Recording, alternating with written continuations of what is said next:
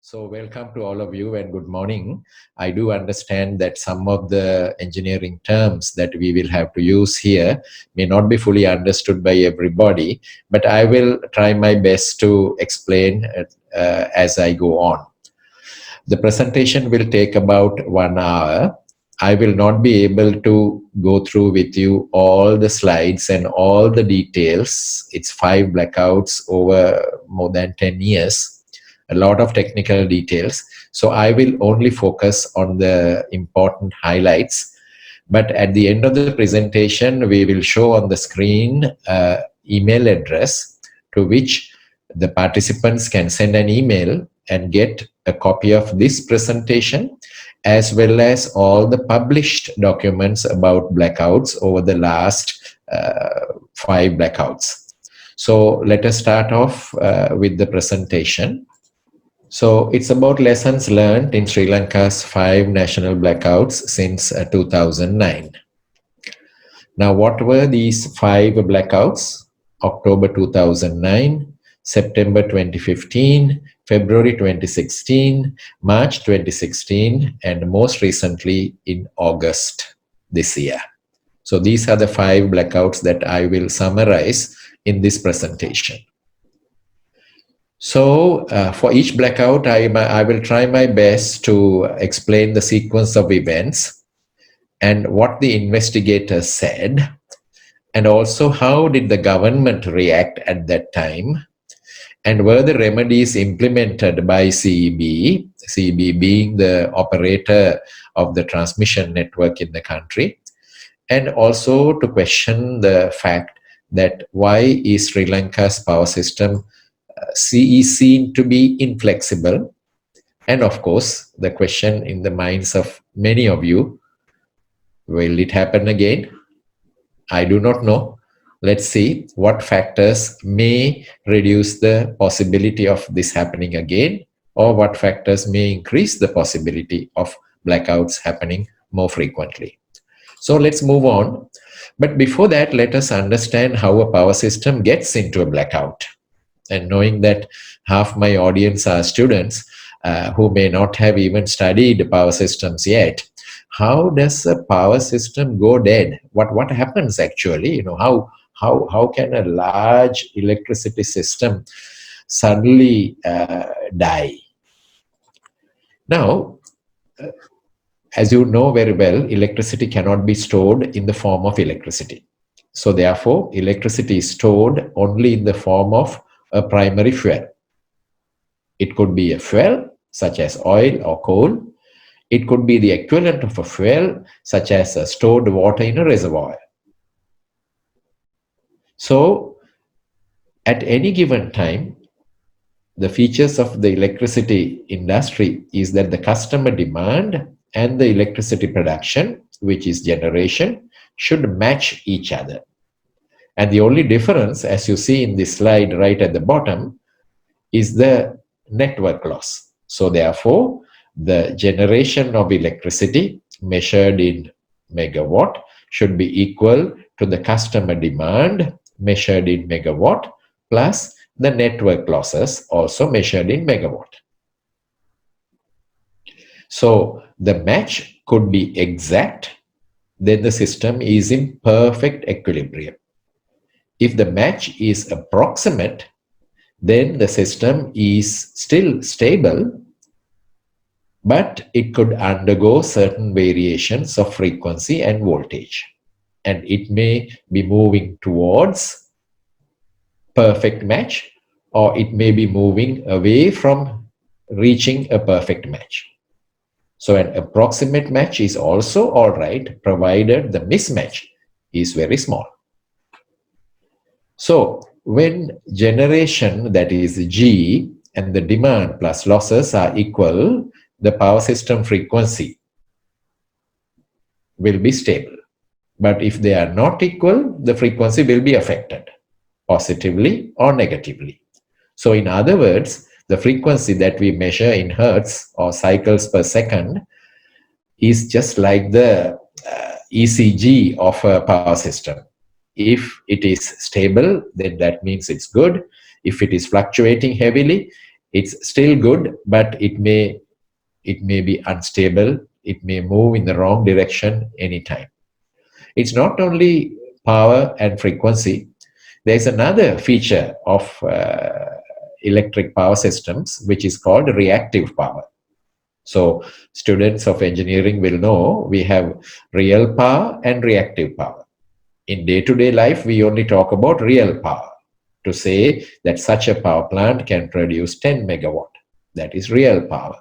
But there's a phenomena called reactive power as well. And the reactive power is closely linked to the voltage. So in power system engineering, we have as you see on the left-hand side of this slide, we have the real power and frequency loop, the control loop, and the reactive power and the voltage control loop. So there are two control loops that are acting to keep the power system stable. As you see in the third bullet of this slide, the frequency of a power system reflects the speed of the generators. And the speed of generators is important for the safety of generators as well. We will come to that point later. And of course, the voltage is important to ensure the quality and safety of the electricity supply. Now, operating a power system above or below the design speed damages turbines and generators, because these are large generators which are operated, which are connected to turbines, which operate at high temperature and pressure, if it is a steam turbine, and similarly a hydro turbine. So therefore, their operating speed is defined. So if the operating speed is 3000 RPM, maybe the designers would have allowed a small variation, maybe plus or minus 1% or plus or minus 2%, within which you can still operate at full power without any damage to the equipment. But it is not possible to operate a megawatt scale generator at half the speed. It will be damaging to the mechanical design of the turbines and the generators. And similarly, you cannot operate a 10 megawatt generator at double the speed. Various parts will fly off. So, on the other hand, operating above the design voltage will also damage generators, lines, as well as custom equipment. So therefore, the frequency, which does not matter to the customer so much, but it matters for the system. But the voltage matters for the system as well as to the customers. So therefore, all these parameters have to be held together amidst so many challenging situations that one comes across in managing a power system. So if the frequency or voltages exceed limits, generators may trip for their own protection. Transformers and other equipment also might trip. If currents exceed the limits, generators and lines may trip for their own protection.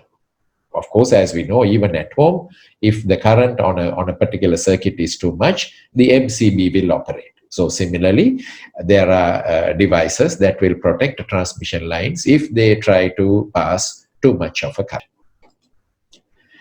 Now we move on to blackout number 1, year 2009, October, and a national blackout happened at 1:29 in the morning on a Friday. And it took 12.5 hours to connect the last customer, which is an exceptionally long period. The drama began at the 𝗪𝗏𝗻 substation, a picture of which you see on the right-hand side. Most of this is still intact, but owing to a road construction project, some of the lines have presently been reorganized. But this was the situation on the 9th of October when the event happened. There is a short 132 kV transmission line between 𝗪𝗏𝗻 and Colonnava. So 𝗪𝗏𝗻, perhaps most of you know, when you come to Colombo from the north, from the airport direction, you pass the 𝗪𝗏𝗻 power station. And Colonnava is a few kilometers to the east of 𝗪𝗏𝗻. And the story begins at the 𝗪𝗏𝗻 end of this line.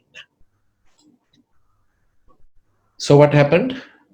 There was a joint in one of the wires, a transmission line conductor, That was done in 2006, and the joint was between two dissimilar conductors. And technically, they were known as zebra. Transmission engineers call each type of wire by the name of an animal. And the other type of wire is known by its acronym 𝗍. And the jointing accessories were not appropriate for the requirement. So that tells us that when we join two conductors, it has to be done with the accessories that are designed specifically for those two conductors. So this joint overheated, melted, and the conductor broke off. And the broken conductor, the two parts, fell within the substation premises. That was the initiating event. So whether it is a human error or negligence or man-made or natural, I leave it for you to decide, but I have given you the facts. On the left-hand side, you see a diagram. For those of you who are interested in studying more, you see a red arrow indicating the location in a network diagram, the location where the problem occurred. And in the picture, on the right-hand side, you see the position of the failed joint. So to the right-hand side of this picture is a transmission tower, which is the last tower of the line to 𝗏𝗏𝗏. So looking towards 𝗏𝗏𝗏, this is the first transmission tower. On the left-hand side is the 𝗏𝗏𝗏 substation, the structures in the 𝗏𝗏𝗏 substation. So the failed joint was somewhere where pointed out by the arrow. Now, the investigation showed that maintenance staff was aware of the problem, and they were monitoring the joint using thermal imaging until the solution was implemented. But the joint failed before that early morning on a Friday. So what happened? The R phase, that is the number 1 phase of this power line, the circuit number 2, because this line had 2 circuits, therefore 6 wires. So circuit number 2, R phase, fell on the ground. And this was the segment attached to the 𝗏𝗏𝗏 end, onto the left-hand side of this photograph. So the bit that you see is rising from left to right fell on the ground. And the other segment, which is now dangling from the tower on the right-hand side of the picture, is now loose, and it touched the other 2 conductors of the same circuit, yellow and brown, and also the tower cross arms, which is earth. So therefore, on the right-hand side of the photograph, you have a full, complete 3-phase to ground short circuit. And on the left-hand side, you have one line grounded and short-circuited on the 𝗏𝗏𝗏 end. And fortunately, both segments of the wire landed within the substation itself. So there were no human beings, no vehicles, although just 15 meters to the right-hand side is the Candy Road. So fortunately, nothing happened. There was a fire within the 𝗏𝗏𝗏 substation owing to heavy short-circuit currents. Thankfully, no one was injured because no one was there in the vicinity. And then, the faulty line should have automatically tripped, typically within 75 milliseconds, automatically. But only the 𝗏𝗏𝗏 end, that is the right-hand side of the picture, the line was isolated by the protection system in 550 milliseconds. It was fairly long. And the primary and the secondary, which is the backup protection, there are protection devices to protect all these lines and equipment. Primary, secondary, backup, differential.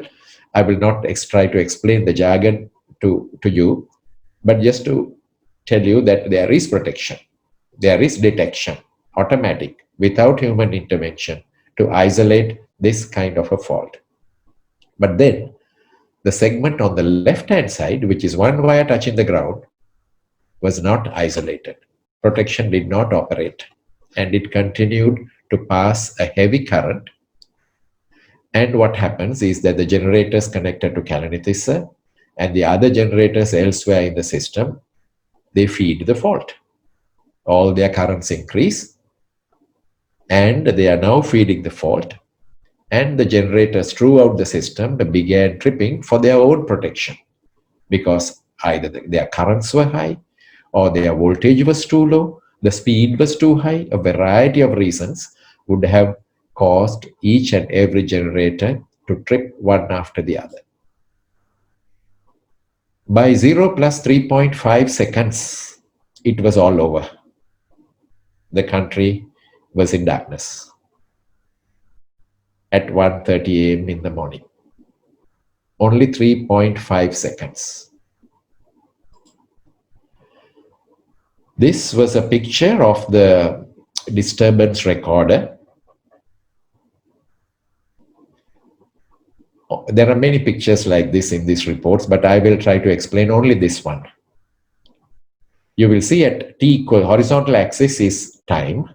You will see at t equals 0, the fault happened, and the voltage, this is the red line, sorry, the current, the red current is the normal current in the range of perhaps 200, 300 ampere. And for half a second, the current became 0. That means the wire has disconnected from the joint and it is now falling. So for half a second, it has fallen from the joint up to the ground. So during that period, the current was 0. And thereafter, the current started increasing, and it went on and on for a period of about 3.5 seconds, slightly less than 3.5 seconds. And thereafter, the currents again surge for a short while, and thereafter the currents are 0. That means the system has gone dead. We will move on. The restoration went through several attempts, and restoring a power system that is dead is a very challenging task. However good you are, it's a very challenging task, because the large number of generators and millions of customers who were held in dynamic equilibrium have lost their connections, have lost the equilibrium. So therefore, bringing it back is very challenging. In any electric utility, there are documented restoration procedures, maybe plan A, plan B, plan C. So in Sri Lanka also there are such procedures, but then when you try to rebalance the network, problems crop up all over the network. So I will not go into a lot of details on the restoration attempts, but only to tell you, but there was a second blackout by 4 a.m. So which means the system was restored to a certain extent and it collapsed again. The details are there for those of you who would like to study, if you request a copy of the presentation.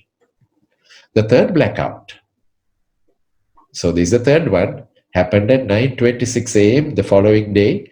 Well into the morning, the blackout happened. Another blackout happened. The system went unstable, another blackout. So finally, when all the customers were connected and the power system was fully stabilized, it was 12.5 hours from the first event. So the last customer to connect was the 𝗙𝗏𝗃 customers at 2:04 in the afternoon on the following day. A full 12.5 hours from the time the first event occurred. And the report gives a number of reasons and number of situations which would have reduced the duration for the restoration.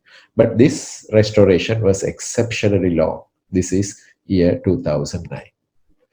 How did the government react? Of course, CEB, internal committee appointed. We have not seen the report.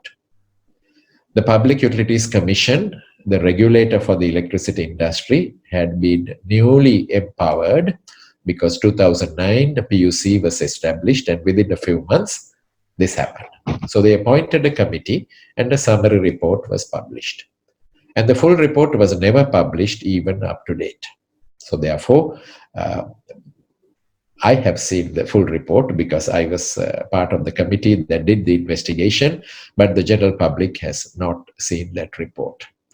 It does not mean that the recommendations have not been implemented, but the recommendations have not been discussed and not been followed up, and therefore we do not know whether the recommendations have been implemented or not.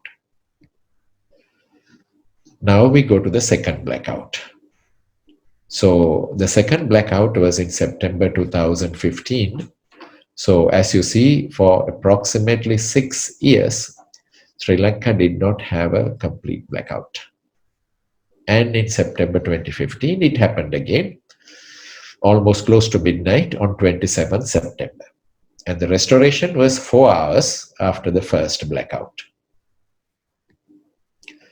So what happened, as you see on this slide on the left-hand side, it was initiated by the operation of a relay, which is called an overfluxing relay, which is basically a relay that is there to protect the transformers and generators. And it was later found, according to the report, that the relay maloperated. As you see on the third block of this slide, it was a false operation of the relay. It should not have operated, although there were certain conditions that may have taken the system to instability. The situation was not so bad, not as bad as to shut down the 𝗏𝗪𝗀 power plant, which is a large generator, which at that time was delivering 255 megawatt. So what happened, as you see on the right-hand side of this slide, loss of 255 megawatt disturbed the generation and demand balance. The dynamic equilibrium was lost and the system frequency dropped to 48 Hertz. Immediately as a result of this, these are things that happen in less than 1 second. There is no time for anybody to intervene and do anything when such a thing happens. So when the frequency starts dropping, the power systems have an automatic mechanism to try and help the system. So if there was generation and demand balance, and suddenly you have lost 255 megawatt, it could have been more than 15% of electricity production was lost. So therefore, I'm sure you would agree that one way of restoring the balance is to remove 15% of customers. So if 15% of customers can be immediately removed, then the remaining generators and customers will try to reach equilibrium. There was an attempt, what we call the under frequency load shedding automatically operated, and the frequency was stabilized, but it went overboard. So instead of stabilizing around 50, it overshot by 1 Hertz to 51.05. Then it caused another problem. When you remove customer demand, the transmission network is still active, and the transmission network is a producer of reactive power. It gives reactive power, which is required by customers. Now, when the customers are not there, but the line is there, there is a surplus of reactive power. So a surplus of reactive power causes the voltage to go up. So therefore, over voltage condition, now the investigation committee says, may have caused 177 megawatt of renewable generation to trip or over voltage protection. Why did they say may have caused? Because they did not know. Why they did not know? Because renewable generation is embedded in the distribution network to keep the costs low, to harness the energy in water, in mini hydros, and energy in wind power plants, and in solar. Small renewable energy generators are in various locations of the grid. And how they react and how they operate is not visible to the operators of the grid. As you know, the grid is operated by the system control center. So there are control engineers who are issuing commands to start, stop, increase power, reduce power, make adjustments. It's under centralized control. But when the production of electricity is at the distribution level, so far, we may have in the future, we do not know, but so far, at the time when this happened, there was no visibility of what the renewable energy power plants are doing to the system control. So the power system was left with very little customer demand, but with a lot of reactive power produced by transmission lines. So therefore, over a short period of time, the generators throughout the system tripped out for their own protection. And then, in 3.5 minutes, it was all over. Now remember, in the blackout number 1, it was 3.5 seconds. So unlike the blackout number 1, blackout number 2 caused the system to struggle for 3.5 minutes. The system tried to, balance itself. As you see in this diagram, this is the frequency diagram. On the vertical axis is the frequency. As you see here, the 50 hertz, that is the nominal frequency of the system. And the horizontal axis gives you the time in seconds.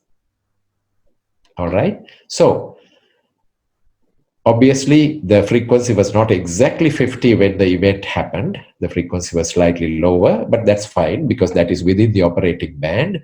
The frequency is allowed to vary between 49.5 and 50.5. So that is the allowable band of operation. It was within the allowable band, and suddenly a generator tripped. And when the generator tripped, the frequency goes down. Why? The system does not have enough power. So when the system does not have enough power, all the remaining generators reduce their speed. What do when they reduce their speed? They had a certain amount of kinetic energy in them. And that kinetic energy is released as electrical energy in trying to stabilize the system. Because the customers are still connected to the grid. But the grid has one generator lost, but the grid has quite a lot of remaining generators, plus the rotational kinetic energy of the remaining generators. So therefore, the remaining generators will try to slow down and release some of its rotational kinetic energy as electricity in trying to cope with the shortage of generating capacity. And that causes the frequency to go down. Because remember, rotational kinetic energy is half I omega squared. I is the inertia, omega is the rotational speed. So the rotational kinetic energy going down means omega goes down. That is, the rotational speed goes down. But then we cannot allow that to happen in an unlimited way. So therefore, the system detected LS1, that is, there is a pre-programmed sequence of removing customers. So load shedding step 1 operated just above 48.5. It operated and removed a certain percentage of customers. Similarly, the system was detecting, this is not enough, the frequency is going down. And at just above 48 hertz, it removed another group of customers automatically. And just under 45, it removed 2 groups of customers. Load shedding step 3 and step 4. And then the system recovered. Now the real power balance is restored. That's why the frequency is going up again. Because removal of customers would have been close to, as we see in this case, may have been a little bit more. In fact, the customer removal is the customer removal mechanism is fully automatic, and that mechanism does not know which generator has tripped. So therefore, it responds to the frequency. So therefore, frequency started climbing, and it went up, and the investigation committee suspects that the renewable energy pool tripped on high voltage. And now again, there's a shortage. And the frequency starts coming down again. So it was oscillating like this for quite some time. From electrical engineering terms, it's a very long time, for almost 200 seconds, almost 200, a little bit more than 200 seconds, when finally a large generator, this is the 𝗓𝗏𝗻𝗂 power plant, tripped out and the frequency went into a runaway situation. Runaway situation means death. The restoration process, once again, I will not detail it out significantly, but you can study if you request a copy of the presentation. The process went on and on as before. There was a second blackout as well. And what were the lessons? The lessons is that maintaining voltages and reactive power at acceptable levels as well as abnormal situations was essential. Perhaps there was some time for human intervention because the system was struggling for 3.5 minutes. And you hardly ever get that kind of a duration. You hardly ever get that kind of a duration for human intervention. Usually, as you see in the previous first blackout, it was 3.5 seconds. And in the most recent one, when I see the diagrams, it looks like it was only 2 seconds. So, therefore, there were a number of recommendations, including some studies that have to be done. Also, what renewable energy is doing to this stability and how that can be addressed technically was given as a summary of lessons learned as well as recommendations by the investigation committee. So how did the government and various institutions react? CB internal committee appointed, report was not published. Ministry appointed a committee, but the full report was never published even up to now. The Public Utilities Regulatory Commission, the Public Utilities Commission, which is a regulatory commission, they appointed a committee and they held a seminar as well.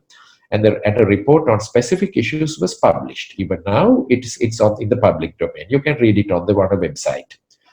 Of course, the Institution of Engineers also discussed as a group that is interested in or can raise a voice as to how these can be managed better in the future. However, there was no knowledge sharing event. Now we come to blackout number 3. And the blackout number 3 happened at 1:52 p.m. on 25th February. And the restoration, luckily, was fairly fast, 3 hours and 20 minutes. This time, at least, there was a weather-related incident. There was wind and rainy weather in certain parts of the country, and the 𝗓𝗏𝗻𝗂 transmission line had already been released for maintenance, and that release has been violating the N-1 reliability criterion. Now that's a key word. In any power system, if one element fails, the customers should not feel anything. The system should remain in stability. But on this particular day, for whatever reason, I'm sure there would have been a good reason why the line had been released for maintenance. And the reliability criterion had been violated. So the failure initiated through a lightning strike which triggered an earth fault on the R phase in the 𝗟𝗏𝗀 line. And the rest is history. I will move on quickly. And it went into a cascading failure. A lot of instability seen in the system, and several transformers tripped in the system. And of course, finally, all the thermal power plants and hydropower plants tripped out. And there were certain recommendations given by the committee. There was a large power swing that was observed, which means oscillation between one section of the system and another section of the system. And the committee recommended the process of tripping and power from a short-term event like a lightning strike. So Colombo was restored in 1 hour and 40 minutes, and the total was 3 hours and 20 minutes. And this was the summary of recommendations. Now, How did the government and the institutions react? Internal committee and ministry committee, and the report was never published. I'm not aware of any action by the Regulatory Commission, and the Institution of Engineers also discussed, but no further action. Blackout number 4.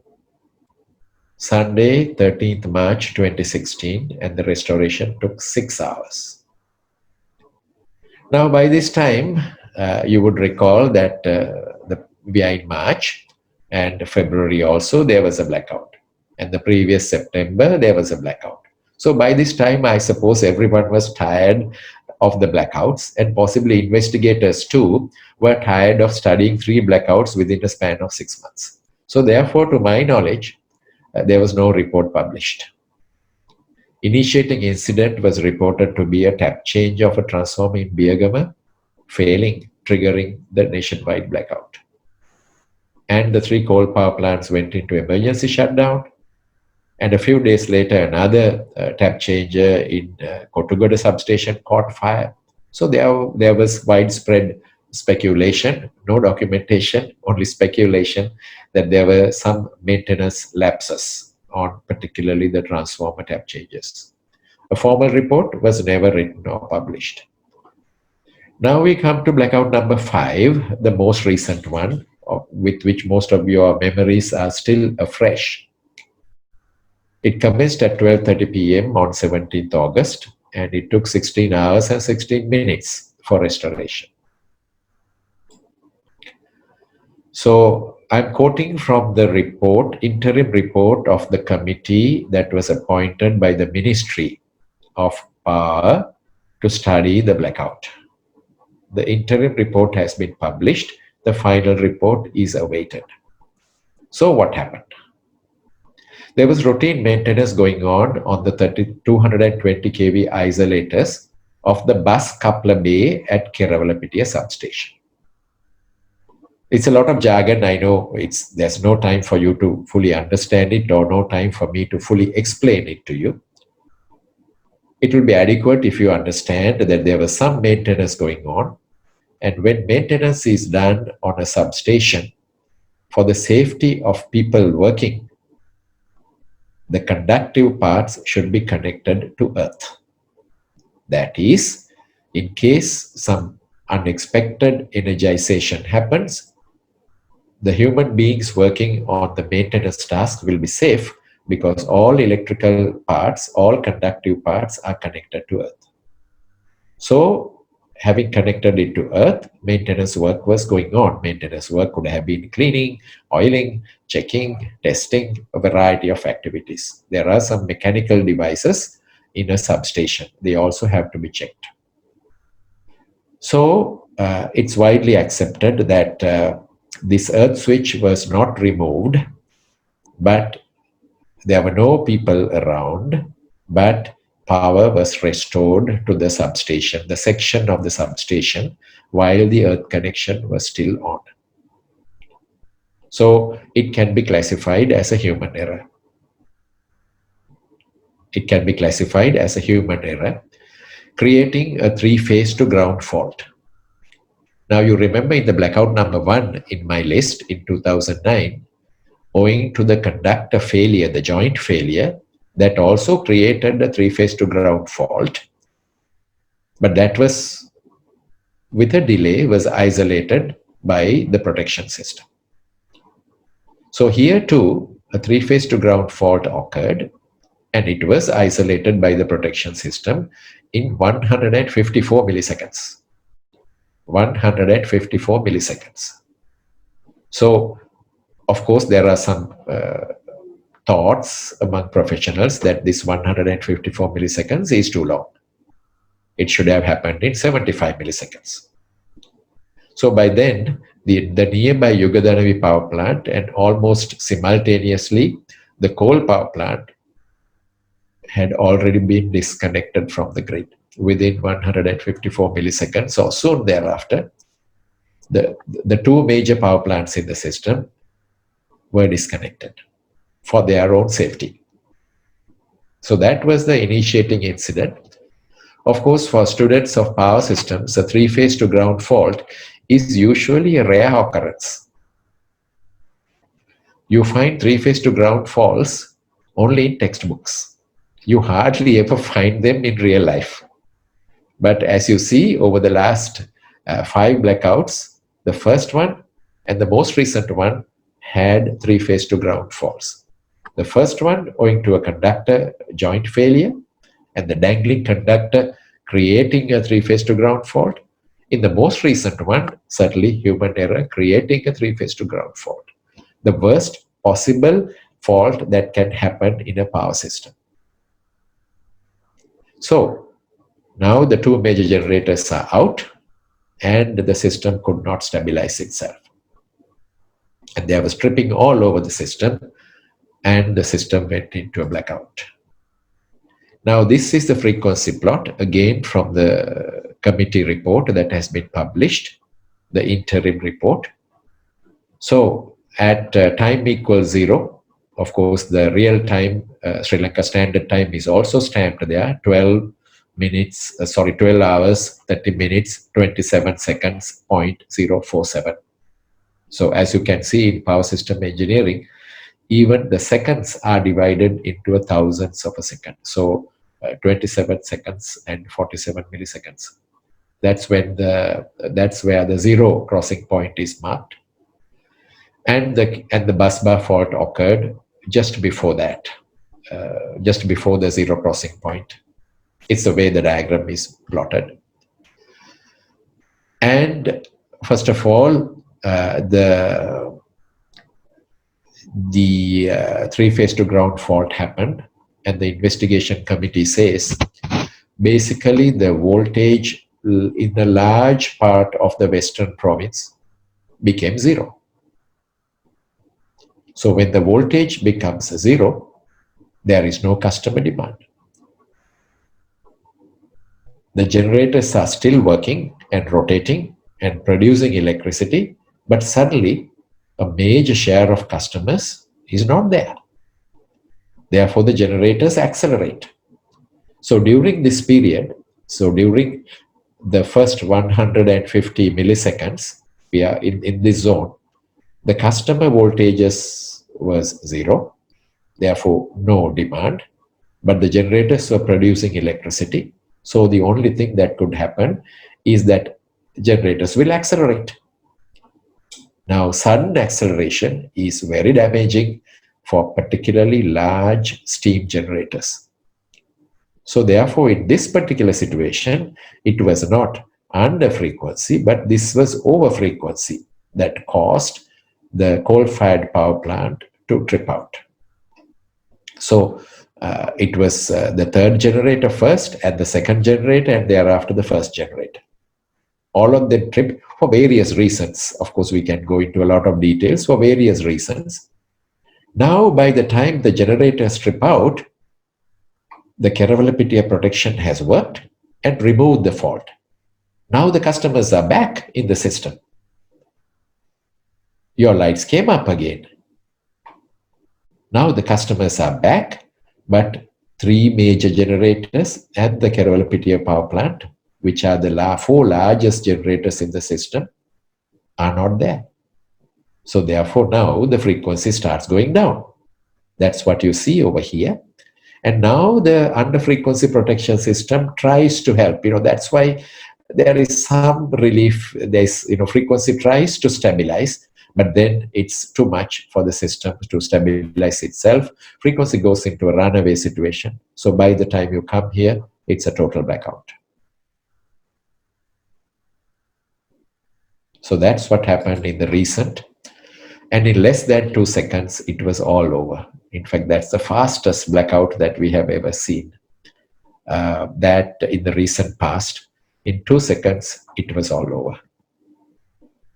Of course, the committee has made many recommendations and many opinions and their analysis. And they have deduced that the isolating time is too long and it should have been manageable within 87 milliseconds. If that happened, perhaps we could have saved the 3 generators in 𝗏𝗏, the Tilak power plant, could have been saved. I do not know, because we need to have a lot of details as to how it tripped out, whether quick isolation of the human error in 𝗪𝗶𝗪 could have saved. I do not know, but the committee is of the view that it could have saved. So now the restoration process, as we know very well from our recent memory, had many attempts, and as many as perhaps 7 attempts until it was fully restored after more than 6 hours. I will not go into a lot of details, and these are the summaries of recommendations that the committee has made. Of course, the fact that a human error caused this kind of a major blackout is of major concern as to whether the maintenance protocols are established and whether they are being followed, whether there is a supervisory oversight on people who actually work on maintenance as to check whether they are doing the correct thing. Is there a second pair of eyes looking at what a maintenance team is doing? There are many other recommendations. I will move on to the next slide. And the final report is awaited. So we believe, as the government has promised, the final report will be made public so that it will be a learning exercise to everybody. Because as we have seen in other countries, the investigation reports of blackouts only talk about technical matters. They do not have names of people saying that so and so is at fault, so and so is at fault. No, it's always a learning exercise so that the fault may perhaps never happen again, or the reasons that took the fault into a blackout situation may never happen again, because there is increase in knowledge among the people and people outside, people in the periphery, as to what happened, what is the investigation, what are the conclusions, and how to prevent it in the future. So, if I summarize the 5 blackouts, the first one was a joint failure. You may call it human error or negligence, but this was the initiating event. Time for total blackout 3.5 seconds, and the restoration 12.5 hours. Second one, malfunction of a relay. 3.5 minutes, the system was struggling. Restoration 4 hours. Third one, lightning strike. The system was struggling for 8 minutes. And the power was restored in 3 hours and 20 minutes. Fourth one, tap changer failure. Once again, one might classify it to be a maintenance shortcoming. Why I highlighted the lightning strike in red is that out of these reasons or the initiating events, the number 3 is the only one that could be attributed to an act of God, act of nature, which is a lightning strike. But it does not mean that every lightning strike may result in a blackout. There are protection mechanisms to help system to cope with this kind of a problem. So the fifth one, as we know very well, was a human error, as accepted and reported both by CEB and the individual who made that error. So therefore, it's not a secret that it was a human error. Before I conclude, I thought I will tell you the blackouts that have been reported in other countries. So this is a picture from a source where the blackouts in countries, both advanced countries, developed countries, as well as developing economies, are summarized. Only some of them are summarized. I will just highlight the big ones. North American blackout. In year 2003, 55 million people were affected. And the previous North American blackout was in 1974. So you will see 1974 to 2003, there was no documented large-scale blackout in North America. North America means USA and Canada. So that tells you something. Those countries also have blackouts, but perhaps not as frequently as we do. India, in July 2012, half the population lost power. And before that, in 2001, there was a blackout that covers about a quarter of the population. Bangladesh, the whole country lost power in November 14. And this was a big one. The Brazil and Paraguay, these two countries are linked solidly with their transmission network. They had a major blackout in 1999. Now, some information about these blackouts. If you look at the second bullet, the initiating event of the 2003 North American blackout, which affected the northern states of USA as well as Ontario province in Canada across the border. In fact, the initiating event is sagging of a transmission line which was overloaded and which touched a tree. And the protection system operated, but only after it touched the tree. An alarm that was expected to go off when the current was increasing, indicating that the sagging may be too much. As you know, when the current exceeds, the transmission line gets heated up and it gets sagged further. It becomes lower. So when it becomes lower, if there's a tree close by, it can touch the tree. So that's what happened. So it seems very silly for USA power system to go out as a result of such an initiating event. And the outage affected 50 million people. I'm quoting from the report.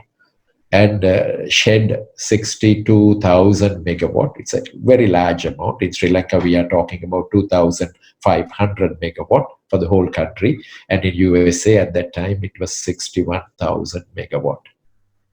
It was in August, so in the middle of the summer. So therefore, all conditions to increase the sagging of a transmission line, the temperatures and the loads and air conditioners in operation would have been severe.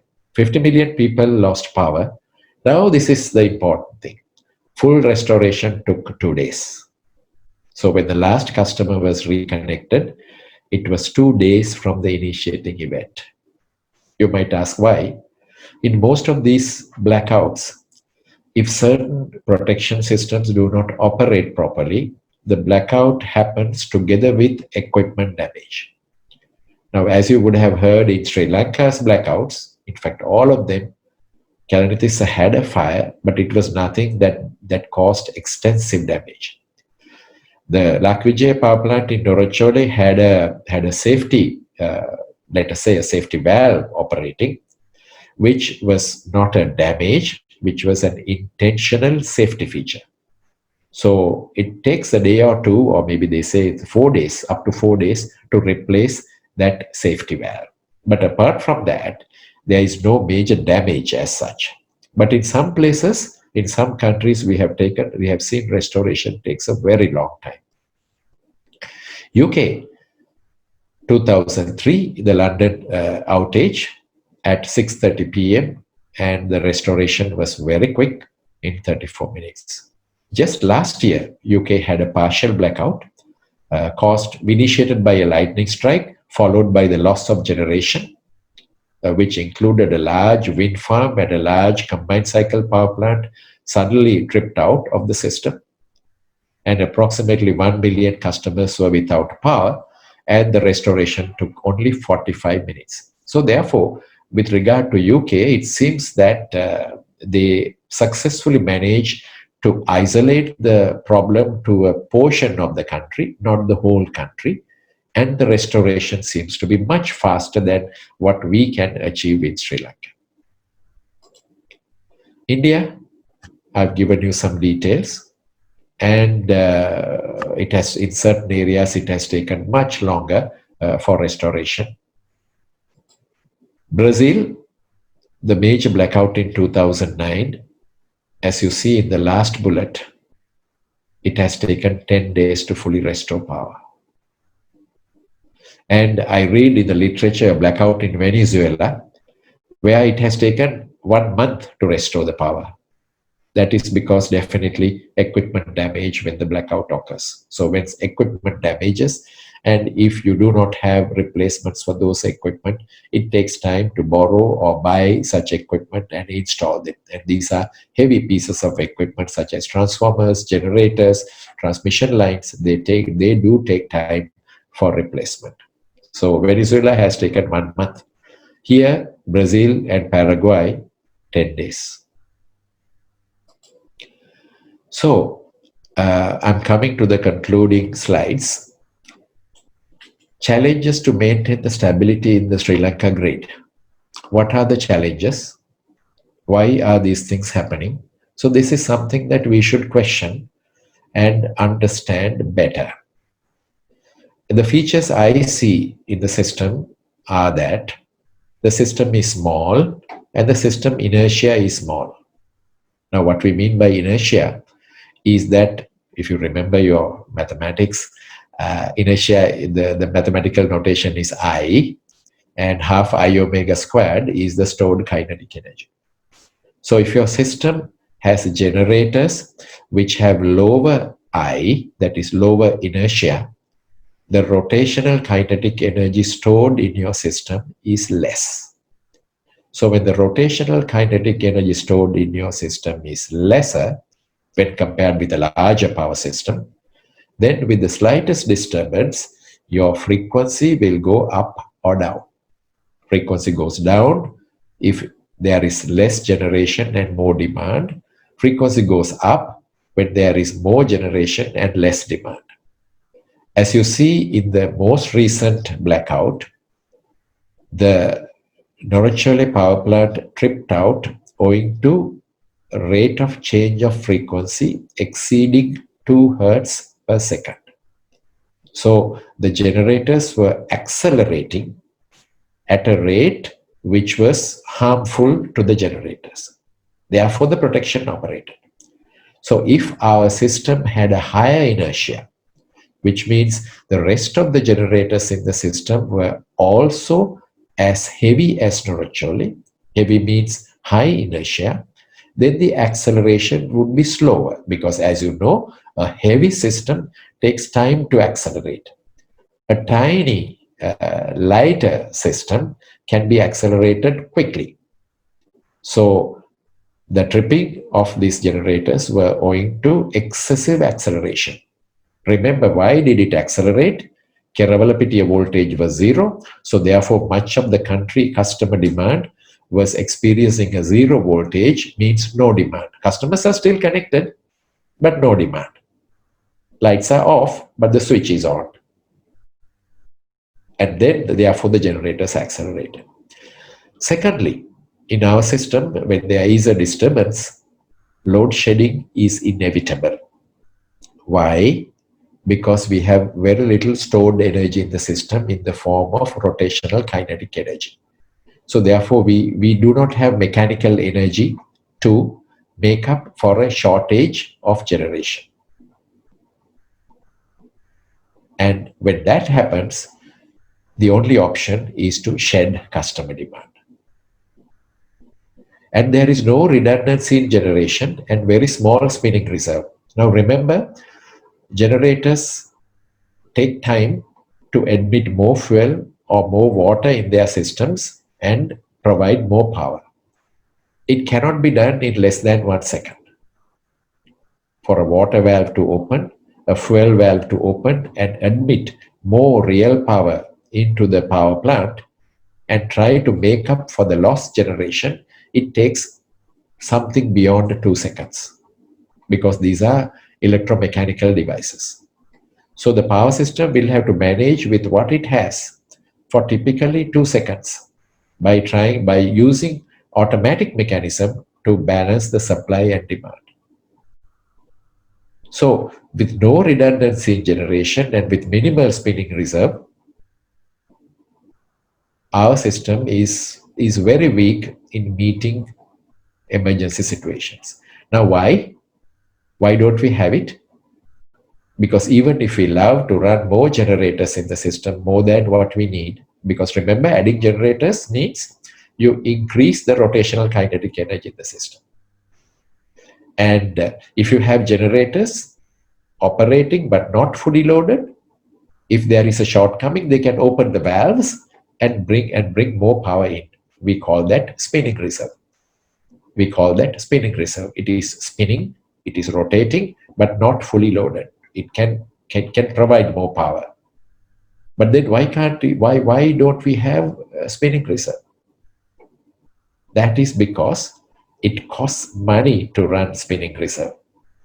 Imagine a generator running without providing electricity to customers. It does take fuel. If it is a hydropower plant, it does take water to keep it spinning. So therefore, there is a financial issue. Already, there are more than 250 generators in the system, and about 200 of them are in the distribution network. All of them are renewable energy based. So therefore, about 200 out of 250 generators in the system operate outside the control of the system dispatcher or the control engineer, also depending on whether they have the renewable energy source or not. So therefore, we need to improve the interaction with this ever-increasing number and capacity of renewable energy-based generation. Finally, we have already 20,000 solar rooftops, adding up to about 200 megawatt, and that's a growing contribution to the system.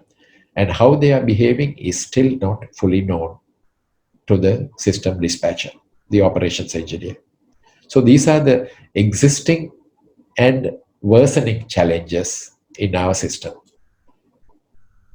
Continuing, we are an isolated and islanded grid. We have no access to another country grid for support. Whereas, as you know very well, all of the United States and Canada grids are interconnected. And Indian grid within India is fully interconnected. And now it is connected to Bangladesh strongly and relatively loosely to the Nepal grid as well. But Sri Lanka is not connected to any of these. So therefore, we cannot share the spinning reserve, the inertia with a neighbor, which all other countries do, including the countries in Europe, which are all interconnected strongly.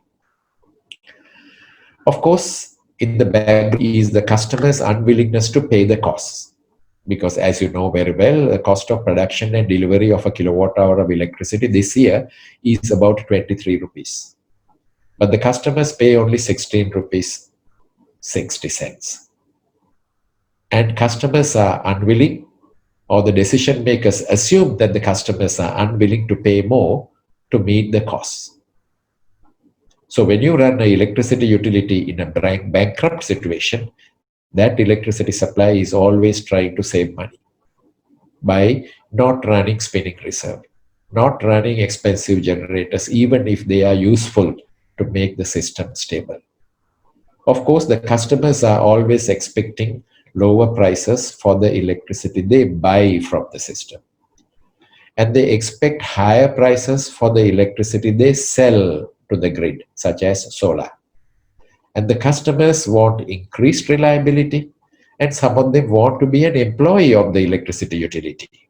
Why I say that is that the employee numbers are increasing in these agencies, usually not in proportion to the expansion of the network. So with all these conflicting demands and expectations, we see that the power sector is still not moving in the direction where the reliability is increased and the economy is improved, and there is increased confidence that the likelihood of a blackout happening again, or at least one of the 5 events that we have seen in the past happening again, in my view, is still not fully diminished. So which means the answer to my question that I posed to you right at the beginning, will it happen again?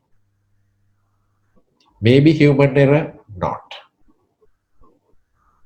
Maybe the maloperation of blackout number 2 overfluxing situation may not, because those are devices that could have been corrected, systems that could have been corrected.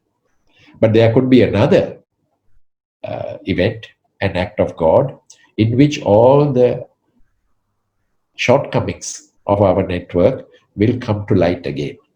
So these shortcomings will have to be addressed, and it's not possible to blame X, Y, and Z until and unless the system is fully understood and the remedies are fully understood and investments made to improve the reliability of the network, which may include connecting the grid to India, if not for anything, but to improve the reliability in case of a shortage of power. So that's the end of my presentation, and thank you very much. And as I state here, if you like to receive a copy of this presentation or any of the published reports on blackouts, I have collected all of them, please send a request to the Jaffna Engineering Faculty Alumni Association, GEFAA, at engineering, that is eng.jfn.ac.lk.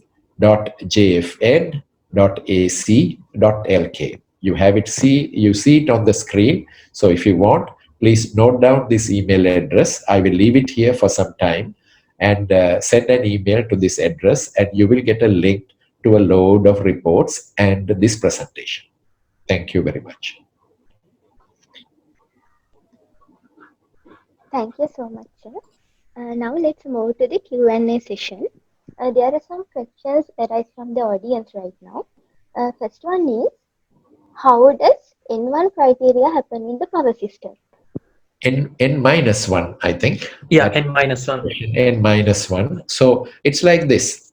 Strictly speaking, a power system, not at the distribution level, but at the medium and high voltage level, right up to generation, should be planned in such a way that if one generator fails, there is no loss of stability or loss of quality of power. Quality means voltage and frequency. Stability means the supply and demand balance, both in real power and reactive power. So one generator losing, nothing should happen. Of course, if you lose a generator, there will be some variations, but within limits. And then one transmission line circuit failing, one transformer failing somewhere, customers should not be disconnected. So that is the criteria that is known as N-1. So in network planning, engineers in Sri Lanka definitely check whether the system is capable of the so-called N-1. N means the number of different elements in the system. -1 means one element fails. Now, of course, it's only one at a time. If there are two elements failing, one generator and one transformer somewhere, then it is N-2. Of course, planning a network for N-2 is a little bit of a luxury, but someday perhaps our system will be planned for N-2. So largely our transmission network, it has the capability of N-1. That's not to say that every location has N-1 capability for transmission, but most of our network is capable of losing one circuit of a double circuit line or losing one transformer in a substation. The system will be stable. But don't forget that if we lose the largest generator in our system, that is N-1 in generation, unfortunately, most of the time our system will stabilize, but after removing a certain portion of customers. But in a well-designed and well-operated system, well-funded system, the largest generator tripping out will not cause customers to be removed of the system. So therefore, we are so far not running a world-class power system in our country yet. A world-class power system is even the largest generator trips, nothing happens. Certain things happen, but customers do not know. Next question. In the latest blackout, is it possible to close isolator when earth switch is on? Aren't there any interlock? Yes, very good question. The investigation committee has observed that the interlock had been bypassed. Now, there could have been a good reason for the interlock to be bypassed. It has not been explained that much in the report. So why the interlock was bypassed? Definitely there is an interlock. It could be an electrical interlock and a mechanical interlock. If it is a mechanical interlock, it's a matter of physically putting the key into a particular device, and you can remove the key only if the equipment is in the correct position. So therefore, the earthing switch has to be opened and a key removed from that device, and that key will have to be inserted into another circuit breaker, and it's only then that the circuit breaker would be switched on to energize that bus bar. So why the interlock is definitely there, why it was bypassed during this maintenance activity, whether it was authorized, whether it was seriously considered, is unknown. But of course, what we know is that definitely it had been bypassed and that it was a human error. It has been accepted by the same person who actually said, I made an error. Thank you, sir. Do you believe the action taken after each of these blackouts are sufficient to prevent such incidents in future? This is a personal opinion. Yes, my personal opinion is, as I said, each of these reports give a large number of recommendations. I'm not saying that these recommendations were ignored by various agencies or large ECB divisions. These are possibly, most of them are implemented. But what is lacking is a follow-up. In most countries, when such an incident happens, number one, the investigating committee report is published. So I mentioned the US blackout to you and the UK blackouts, which are major ones. Even today, you can go to the website and download the report of the 2003 USA blackout. And it says very clearly exactly what happened and the recommendations. So number one, publishing the report in full, and to the best possible extent make the report as easily readable as possible, not only to engineers but to others as well. Number two, following up with these recommendations, maybe in periodic intervals, through a participatory process of the power system operators, that is CB in our country, and perhaps if LECO is involved, LECO as well, and the regulatory commission, as well as the ministry, who is the policymaker, getting together, and of course, fifthly and most importantly, the academic community. So these five parties, that is the utility, in the form of CB and LECO, the regulator, the ministry, the policymaker, and the academic community should get together and make sure that these recommendations are implemented in a timely manner. I don't mind even if it takes 2 years to implement these recommendations, but there must be a closure. Once you make recommendations, accept or reject or modify and accept, then there has to be an implementation plan.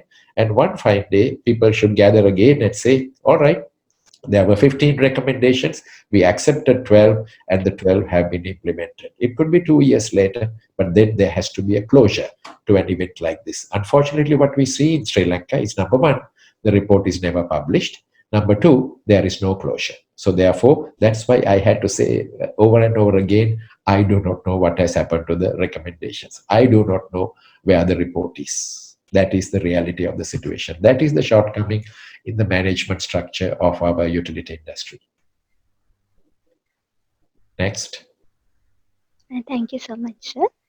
Is it possible to establish multi-area system control and underground cabling for mitigating these blackouts in Sri Lankan power system? Multi-area is, of course, I really am not qualified to answer the first part of the question, multi-area criterion as to whether we can have basically a southern grid and a northern grid and a central grid and a western grid. Say, for example, India is operating as 5 different grids. They have 5 system control centers, and the linkages between these grids are managed. All right. So whether Sri Lanka will benefit from that and having separate control, so that in case there is a problem, it's only that particular area will be isolated and not the whole country. It is yet to be studied. So I've not studied that subject myself, so I cannot give a qualified answer for that. Your second question is whether underground cabling will solve this problem. Certain problems, yes. Thank you so much, sir. Certain problems, yes. With Not last, all of them. Yes, go ahead. with last blackout, it seems that the system doesn't have a solid strategy to maintain contingency reserve. What should be the recommendation to tackle this issue? Contingency reserve, it's a very general term as to what additional capacity and resources are there to help stabilize the system. All right. So as I said earlier, up to about 2 seconds, everything has to be automatic. So even if you had, say, let us say, 𝗟𝗏𝗀𝗃 power plant, one generator is 300 megawatt. So one could argue, all right, let's have 300 megawatt of spare capacity spinning all over the system. So there may be a hydropower plant, 50 megawatt spinning capacity available, maybe another thermal power plant, it's available. But then, if the 𝗟𝗏𝗃 power plant trips, there's nothing that can be done in the first 2 seconds. It takes 2 seconds at least to start opening the valves and bringing fuel or water into these spinning power plants, contingency reserve as you may call it, and make up for the loss of the 𝗟𝗏𝗃 generator. But until then, what do? Until then, there are only perhaps 2 things that can help the system to go into a situation where customer demand is not disconnected. Because as you saw, customers are disconnected today. So that is not a good policy to continue with forever. So number one, what we call the inertial response, that is to increase the rotating kinetic energy of the system. So which means all new generators to be of large rotating type of generators. Number one, because do not forget that our hydropower plants, including mini hydros, are smaller generators and rotating at lower speed. So their inertia is lower. Therefore, their rotational kinetic energy contribution to the system is lower.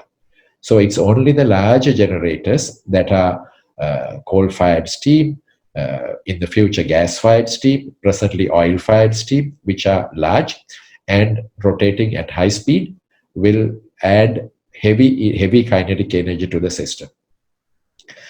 The reciprocating engines we seem to be using in large numbers does not add much kinetic energy to the system. So that's one option. So that's why we see the Indian grid, the UK grid, or the US grid. They still have a lot of nuclear power plants, gas-fired thermal power plants, coal-fired thermal power plants, which maintain a very high stored energy in the system. And number two, of course, when batteries become cheaper, the batteries could help by acting very fast in providing a boost to help make up for the lost generation. But then do not forget the battery can provide a boost only once, because the battery has to be charged, and it can provide the boost only once. So for now, given the cost and the technology, in my view, there's nothing much we can do, because we have inherited a power system which is inherently weak, not connected to another grid, inherently weak because the power system is largely renewable energy. Renewable energy systems are weak. Adding more solar, more wind does not help to stabilize the system. They have other benefits. Then we have to bring in, even at a cost, other mechanisms to help stabilize the system, particularly in the first 1 to 2 seconds. Thereafter, we can resolve that Sri Lanka will have additional spinning reserve, we will have enough money, and the customers will be willing to pay more for a stable and reliable electricity supply. So therefore, in the longer term, the contingency reserve will look after the post-contingency period. But the pre or the first 2 seconds of the excursion has to be managed. Thank you. Thank you, sir. In the first blackout, it is under frequency, and most recent blackout, it is over frequency. Why are the 2 criteria for the same story? Yes, it's not 2 criteria, but two consequences. I think the consequence was frequency, the first one it was going down, and in the second one it was going up. So in fact, in the first one also it would have gone up actually, because I did not look at the frequency plot. But basically, as I think probably you are referring to the second one where I showed quite a number of load shedding steps, frequency going down and recovering and again going down. Now, the reason is simple. When you have shortage of generation, the frequency goes down. So in the second blackout, there was a shortage of generation because the 𝗟𝗏𝗀 generator tripped unexpectedly. All the customers were connected. The system operating criteria were smooth and they were okay just before the problem. So therefore, as soon as the generator goes out of order, the system does not have enough real power. So therefore, the frequency goes down. Now, as I told you, what happens is that the frequency goes down and releases, unknown to us, there's a fully automatic, releases that rotational kinetic energy because omega goes down to omega minus delta omega. So omega is lower now, and the corresponding amount of rotational kinetic energy is released automatically as electrical energy. And the system is trying to balance it. So therefore, frequency goes down. Now, in the most recent blackout, the frequency went up. Now, why did that happen? Because of the three-phase to ground short circuit, in which the western province and perhaps even further, the voltages were 0 or near 0, because there's a dead short in 𝗟𝗏𝗍. And during this period of dead short, 154 milliseconds, the customers were connected, but their voltage was 0. 0 volt means no customers. Electrically, no customers. So when there are no customers, but all the generators in the system are still connected except 𝗟𝗏𝗍. So generators are there running and producing power and no customers. So therefore, generators accelerate. That means frequency goes up. So that was how blackout number 2 and blackout number 5 were different.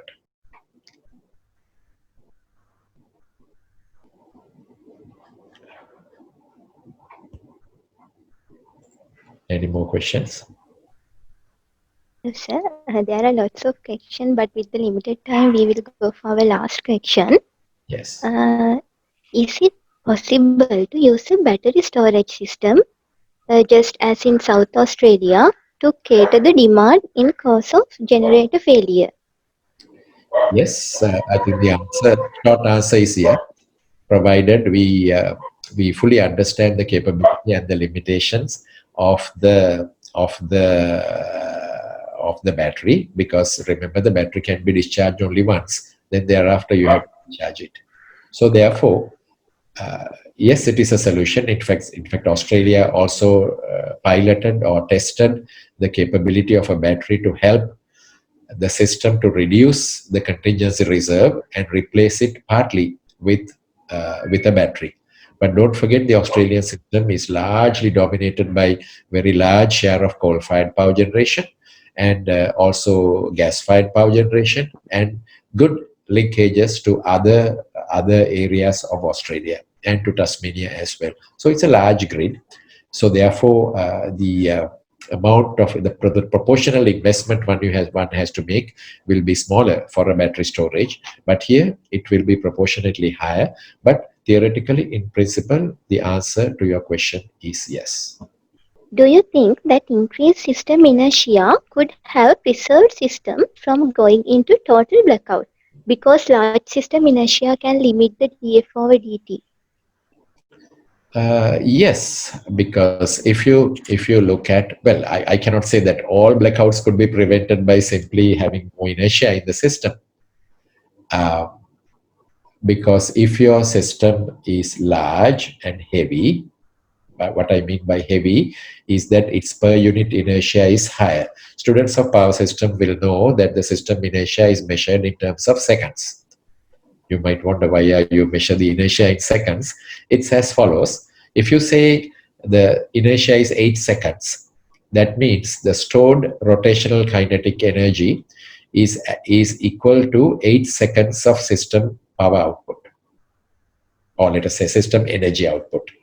So if we say inertia is 8 seconds, that means the power that is delivered by the system into 8 seconds is energy, and that is the amount of energy stored as rotational kinetic energy in the system. Don't forget, rotational kinetic energy is there on the side of generators, as well as there is rotational kinetic energy on the side of customers as well, because customers also have their pumps and motors, and some of them have their synchronous motors, which also add and help to stabilize the system. But as you know very well, Sri Lanka's customers are not heavy industries. Sri Lanka's customers are largely small industries and commercial facilities. So customer contribution to inertia is smaller. So therefore, I cannot say that increasing the inertia and building only large thermal power plants will solve this problem, but it will definitely assist in reducing the rate of change of frequency, which is very damaging to large thermal generators. And whether the rate of change of frequency, which is reported to be 2 hertz per second at the 𝗟𝗏𝗀 power plant, whether that setting was too fine or whether it can be increased a little bit. So these are things that have to be examined, whether the machines will still be safer if it is slightly increased, so that it could have held up the problem that we had on the 17th of August. So the answer to your question is a qualified yes. All right. Yes, sir. Thank you very much, sir. Thank you, all of you. Thank you.